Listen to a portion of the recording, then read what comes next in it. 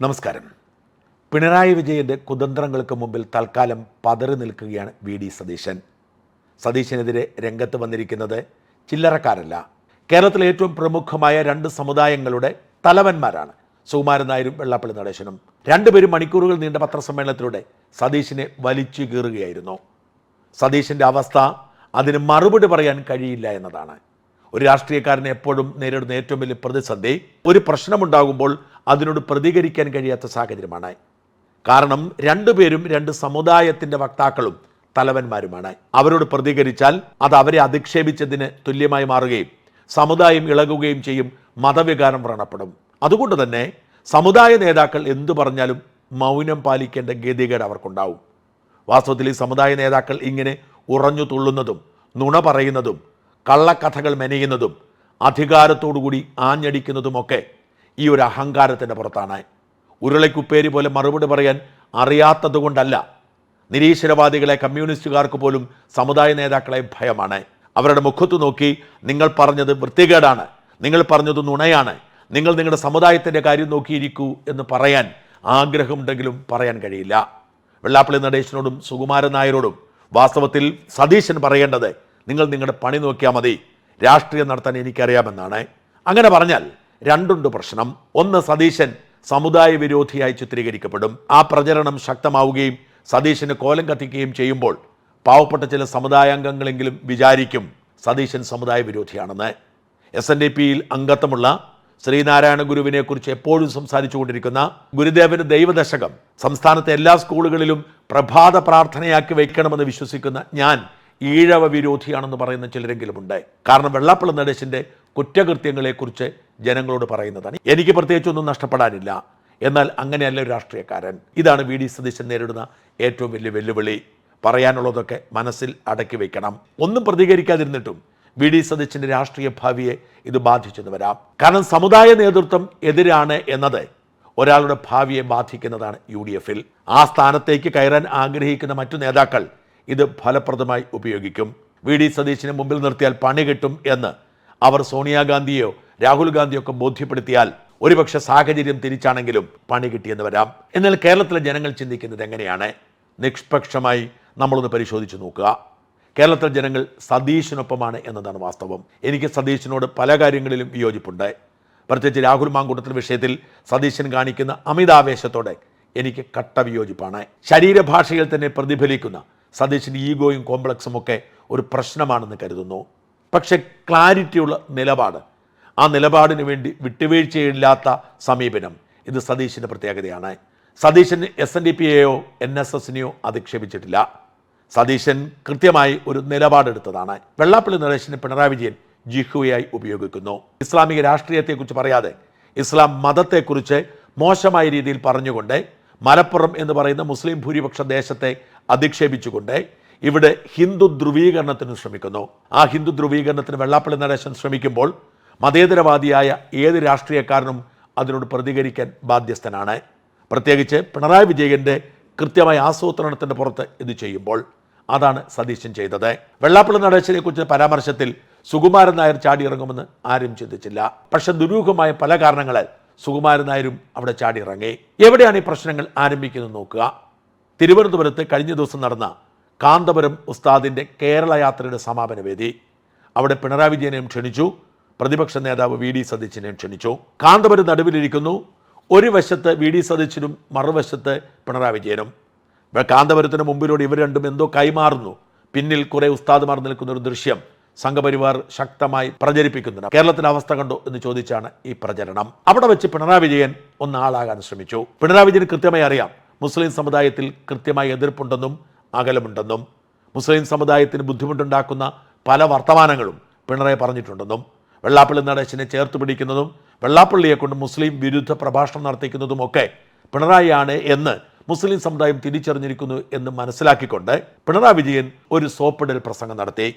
കാന്തപുരം ഉസ്താദിനെ പോലെ മതേതരവാദി ലോകത്തില്ല, മഹാൻ വേറെയില്ല, കേരളത്തിൻ്റെ ഐക്യത്തിന് കാന്തപുരം മഹാകൂട്ടുകെട്ടാണ്, ഇവിടെ മതത്തിന് പേരിൽ വിഭജനം നടക്കുന്നു, വർഗീയതയാണ് ഇവിടെ തിളങ്ങുന്നത് എന്നൊക്കെ പറഞ്ഞ് ഇതിനെല്ലാം ചുക്കാൻ പിടിക്കുന്ന പിണറായി ഒരു ഒന്നൊന്നര പ്രസംഗം കാച്ചി. ന്യൂനപക്ഷ സംരക്ഷണത്തിന്റെ കാര്യമായാലും ന്യൂനപക്ഷത്തിന്റെ വിദ്യാഭ്യാസ സാമൂഹിക പുരോഗതിയുടെ കാര്യത്തിലായാലും വ്യക്തമായ ബദൽ കാഴ്ചപ്പാട് മുന്നോട്ട് വെച്ചുകൊണ്ടാണ് നാം നീങ്ങുന്നത്, നമ്മുടെ സംസ്ഥാനം നീങ്ങുന്നത്.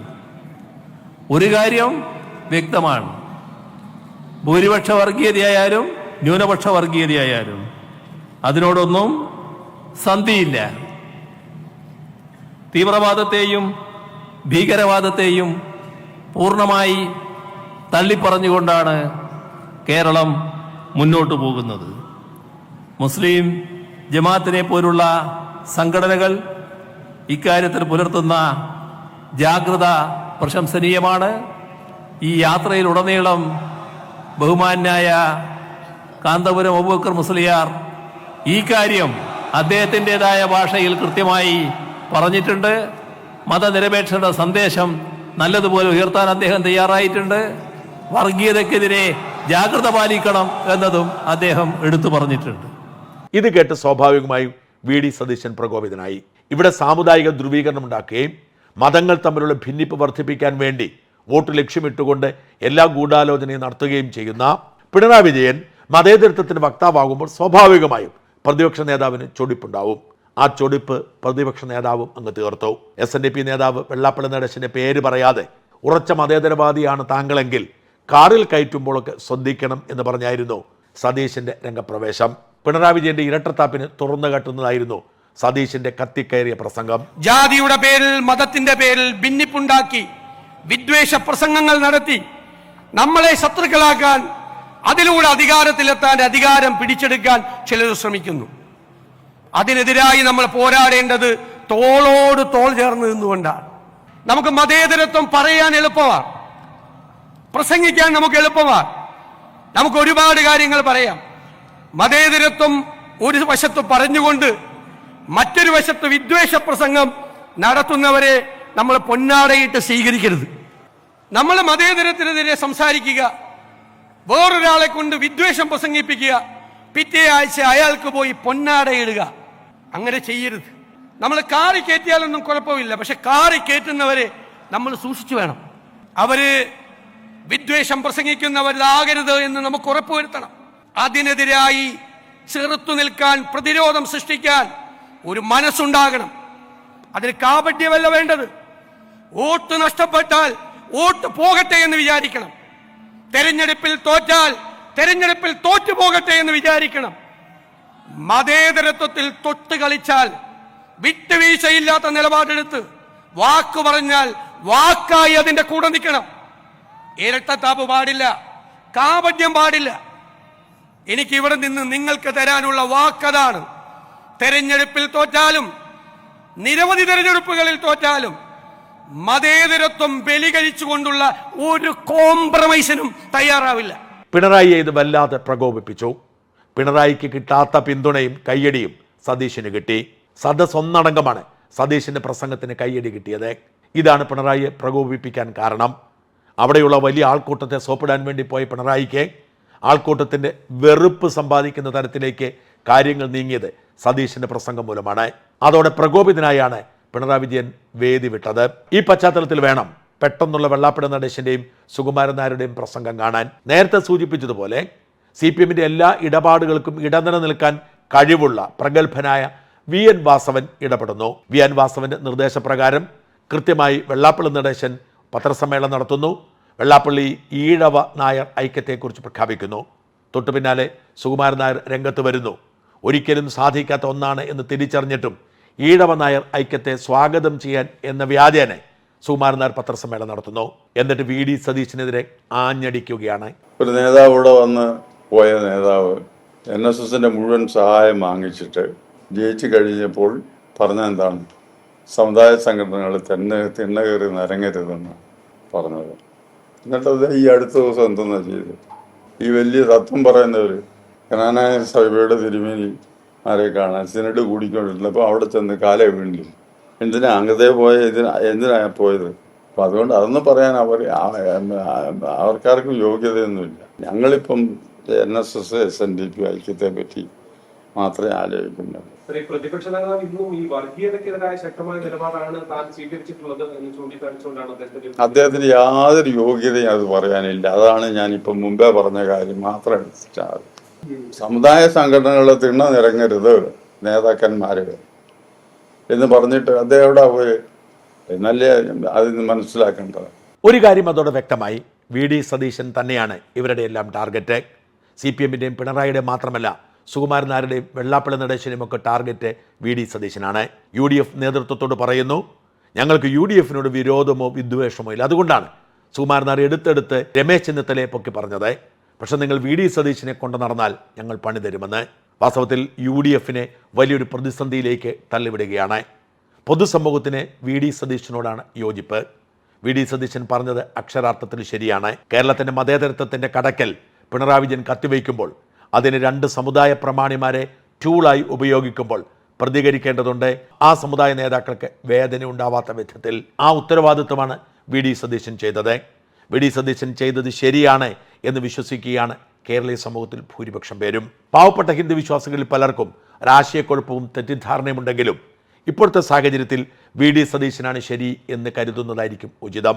എന്നാൽ വി ഡി സതീശനെ ഞങ്ങൾ അംഗീകരിക്കില്ല എന്ന് പ്രഖ്യാപിക്കുമ്പോൾ വി ഡിയുടെ രാഷ്ട്രീയ ജീവിതത്തെ തന്നെ ഇത് ബാധിച്ചെന്ന് വരാം.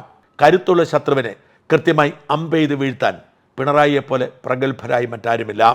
രാഹുൽ മാങ്കൂട്ടത്തിൽ സ്ത്രീ വിഷയത്തിൽ അല്പം മോശക്കാരനാണ് എന്ന് വിവരമറിഞ്ഞ പിണറായി വിജയൻ അതെല്ലാം കേസാക്കി മാറ്റാൻ വേണ്ടി പ്രത്യേക അന്വേഷണ സംഘത്തെ നിയോഗിച്ചത് ഒരു പരാതി പോലും ഇല്ലാത്തപ്പോഴാണെന്ന് ഓർക്കണം. അങ്ങനെ ഒരു DIG-യുടെ നേതൃത്വത്തിൽ അന്വേഷണ സംഘം രൂപീകരിക്കപ്പെടുകയും ആ അന്വേഷണ സംഘം ഒരു വിധത്തിൽ സമ്മർദ്ദം ചെലുത്തി 1 അല്ല 3 ബലാത്സംഗ കേസുകൾ കൊണ്ടുവരികയും ചെയ്തു. ആ ഒരു കേസും നിലനിൽക്കില്ല എങ്കിലും രാഹുൽ മാങ്കൂട്ടത്തെ അറസ്റ്റ് ചെയ്ത് ജയിലിലടച്ച് പൊതുസമൂഹത്തിൽ വിചാരണ നടത്തി അപമാനിച്ചുകൊണ്ടിരിക്കുന്നു. രാഹുൽ മാങ്കൂട്ടം എന്ന CPM-ൻ്റെ ഏറ്റവും വലിയ തലവേദന ഈ തെരഞ്ഞെടുപ്പിലുണ്ടാവില്ല. യൂത്ത് കോൺഗ്രസ് എന്ന പ്രസ്ഥാനത്തിന് ജീവൻ വെപ്പിച്ചതും പിണറായി വിജയന്റെ ദുർഭരണത്തിനെതിരെ യുവാക്കളെ തെരുവിലിറക്കിയതും രാഹുൽ മാങ്കൂട്ടത്തിലായിരുന്നു. ആ രാഹുലിനെ ജയിലിലടച്ചു. യൂത്ത് കോൺഗ്രസിൻ്റെ തലയും വാലും മുറിച്ച് നിശബ്ദരാക്കി. അത്തരമൊരു ടാർഗറ്റഡ് അറ്റാക്കാണ് ഇപ്പോൾ വി ഡി സതീശനെതിരെ ഒരുക്കിയിരിക്കുന്നത്. വി ഡി സതീശനാണ് വിട്ടുവീഴ്ചയില്ലാത്ത സമീപനത്തോടെ CPM-നെതിരെ ആഞ്ഞടിക്കുന്നത്. വി ഡി സതീശൻ്റെ ചാട്ടുളി പോലെയുള്ള വാക്കുകൾ പൊതുസമൂഹത്തെ വല്ലാതെ ബാധിക്കുന്നുണ്ട്. പിണറായിയും പിണറായിയുടെ പ്രീണനവും ജനങ്ങൾ തിരിച്ചറിയുന്നു. അതുകൊണ്ട് സതീശനെ നിശബ്ദനാക്കാൻ എന്തു വഴിയും സ്വീകരിച്ച് മതിയാവൂ എന്ന് പിണറായി തീരുമാനിക്കുന്നു. ആ തീരുമാനത്തിൻ്റെ ഭാഗമായി ഹിന്ദു സമുദായത്തിൽ ഏറ്റവും സ്വാധീനമുള്ള 2 നേതാക്കളെ രംഗത്തിറക്കി പരസ്യ യുദ്ധം പ്രഖ്യാപിക്കുന്നു. പിണറായിക്കറിയാം സുകുമാരൻ നായർക്കെതിരെയും വെള്ളാപ്പള്ളിക്കെതിരെയും പേര് പറഞ്ഞ് പ്രതികരിക്കാനുള്ള നട്ടല് സതീശനില്ല, അങ്ങനെ ആർക്കും ചെയ്യാൻ കഴിയില്ല എന്ന്. അതുകൊണ്ടാണ് പറയുന്നത് ഈ യുദ്ധത്തിൽ ഒരു പരിധിവരെ വിജയിച്ചു നിൽക്കുന്നത് പിണറായിയാണെന്ന്.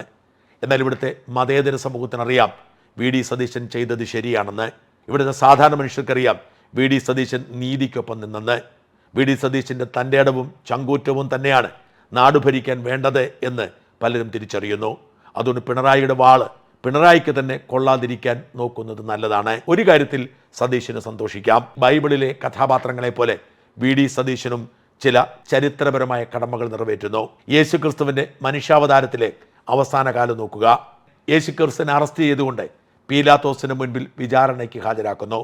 എന്നാൽ പീലാത്തോസ് തിരിച്ചറിയുന്നു ഹേറോദോസിൻ്റെ അധികാര പരിധിയിൽപ്പെട്ട ആളാണെന്ന്. അങ്ങനെ ഹേറോദോസിൻ്റെ അടുത്തേക്ക് വിടുന്നു. അതോടുകൂടി ബദ്ധശത്രുക്കളായിരുന്ന 2 ഗവർണർമാർ തമ്മിൽ സൗഹൃദത്തിലാവുന്നു. മാത്രമല്ല ബറാബസ് എന്ന് പറയുന്ന ഒരു കൊടും ക്രിമിനൽ അന്ന് ജയിലിൽ കഴിഞ്ഞിരുന്നു. ഒരിക്കലും വെളിച്ചം കാണാതെ ജയിലിൽ കഴിയും എന്നായിരുന്നു ആ കൊടും ക്രിമിനൽ മനസ്സിലാക്കിയിരുന്നത്. എന്നാൽ നിരപരാധിയായ യേശുക്രിസ്തുവിനെ വിട്ടയക്കാൻ പീലാത്തോസ് തീരുമാനിക്കുമ്പോൾ ഞങ്ങൾക്ക് യേശുവിനെ വേണ്ട, ബറാബാസിനെ മതി എന്ന് ജനക്കൂട്ടം പറയുന്ന സാഹചര്യമുണ്ടായി. ഇതൊരു ചരിത്ര ദൗത്യമാണ്. ചില കാര്യങ്ങൾക്ക് വേണ്ടി നമ്മൾ അനുഭവിക്കുമ്പോൾ അതിന് പോസിറ്റീവായ ഫലമുണ്ടാവുന്നത്.